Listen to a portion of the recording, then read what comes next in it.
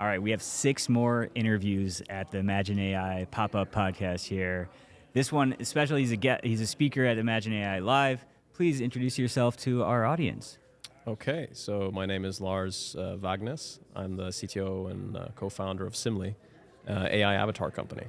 And I've been really lucky to come here and present for all of your amazing attendees. So Thanks. You're enjoying yourself? absolutely. So it's really been a great event, and just really incredible how you guys put it together in such short time. Yeah.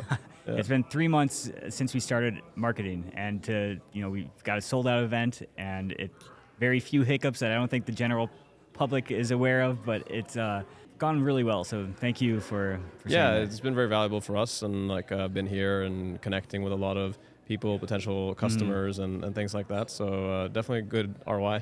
Yeah. So if I join Simli, what can I expect to get? Well, you can expect to be building, kind of the coolest technology out there, I would say. Okay. Kind of fundamentally, our belief is that human-computer interaction right now with your text-based ChatGPTs and stuff like that, it's not the endpoint. We're not going to be sitting in the text prompt. We're going to be communicating with AIs as if they are human. And to do that, we are visual beings, so the AIs need to be visual. They need to have a visual representation. And so that's kind of the layer that we're doing. Mm-hmm. We're laser focused on making it possible for people to create audio-visual experiences with AI. Think like a FaceTime-like experience with super low latency. So you can really boost the engagement and make it exciting to interact with AIs. Yeah. Okay. Yeah. So what kind of technology are you using to create the AI avatars? There's a lot of hype around various types of technologies. For us, we're kind of like all the pieces of the puzzle when you have a conversational AI experience. There's a lot of things involved. Things like you need to have speech detection, so the AI can listen and understand what you're saying. You need to have like an LLM involved, so it can think and figure out what to answer you with. And there needs to be some speech synthesis or TTS involved, so it can speak. And then finally, in our case, you want to have this rendering or visual layer that will animate and stream the video of an AI. So we focus on the last part. And all the other parts, we're kind of letting other people do their job. Yeah. So that last part, and that's the most visual part, and that's the part that you're marketing. So what's your North Star there? What's driving you and when you're creating the visual appearance of an AI? So I think there are a couple of kind of key metrics. One is latency, obviously. So getting latency to 0, essentially. So it takes as little time as possible from you stop speaking to the AI jumps in and responds to you. And then the second would be sort of on the visual fidelity side, I think we've come quite far.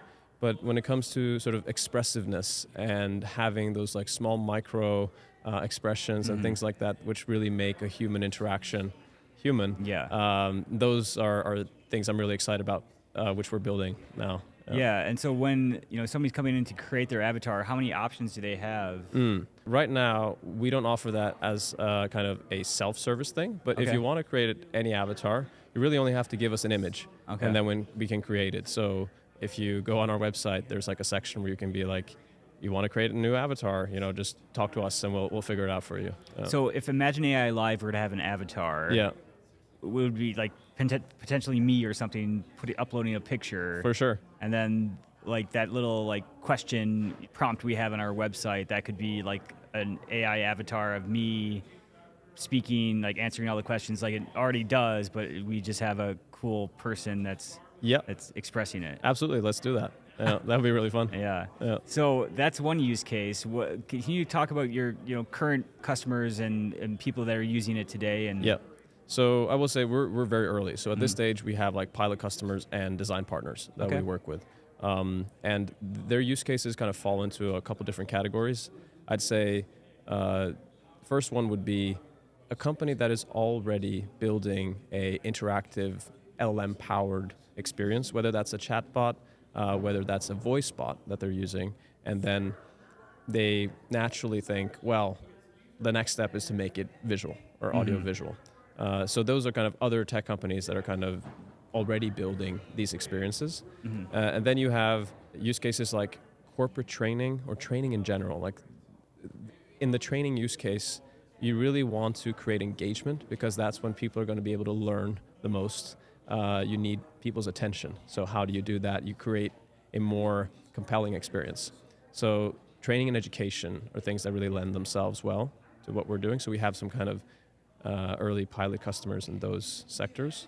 But then one thing I've been hearing a lot here, and this is like a very business-focused event, is like sales and sort of your customer engagement type of thing. Mm-hmm. So a number of people come up to me and be like, hey, so we want to take kind of the user experience of when someone lands on our website to the next level, right? Can we have this sort of concierge-like avatar just be ready there? Something to what you were saying earlier, they are the one kind of doing the initial contact. Yeah.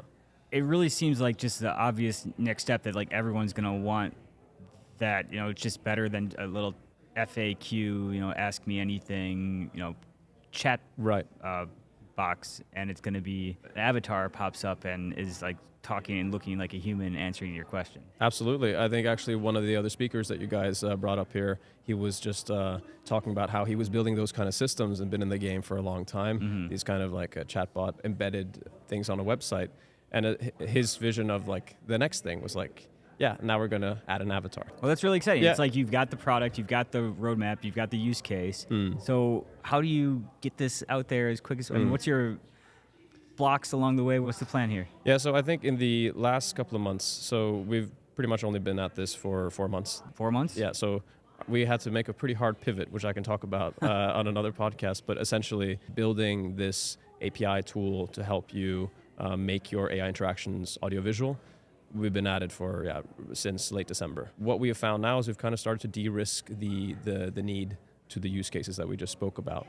There are technical challenges. We've taken a very first principles approach to how we build our tech stack.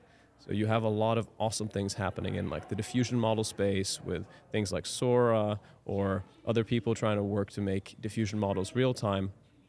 Fundamentally, a diffusion model operates in steps. Mm-hmm. So in order to get a great image, you often need to do a bunch of steps. And they're optimized for generality. You want to be able to generalize to any potential image. Our approach is very different. We don't need this huge model, this huge data set. We need one model that works really good to simulate one avatar computationally efficiently. So when we deploy it, our unit economics are really good, and incidentally, that's directly tied to the latency. That's kind of the technical approach that we take. Yeah, that's really smart to kind of narrow the options that you're offering, and the latency. And I imagine that with the Grok chips and these new chips coming out, like it's all just going to get faster. We're riding a really big wave, and there are so many awesome companies like Grok or others working on bringing the latency down on all these other pieces. So we believe when we bring our latency down even more, then usage and adoption is really just going to accelerate. Yeah, and then keeping it focused, it seems like, just because your use case is like, it's very specific, and I wonder what's your media plan, your marketing plan? I'm probably not the best person to speak to that. You're the CTO. Yeah, but there is definitely a lot of potential here because of this being such a visual and engaging medium. You got the face, you got the AI avatars, yeah. Right, so I mean, it would, because we're initially targeting more kind of developers, naturally, it's making a lot of demos and kind of engaging with the developer community, which we have not really gotten started with at all yet. How big is your team?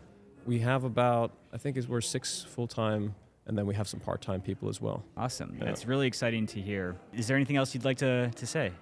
I would just like to thank you for kind of putting this event together. It's been really great, and if anyone wants to go and check out the future of human-computer interaction, I'd encourage you to go to simli.com and check that out. Simli.com, so that's SIMLI. That's right. .com. Yeah. And how about you personally?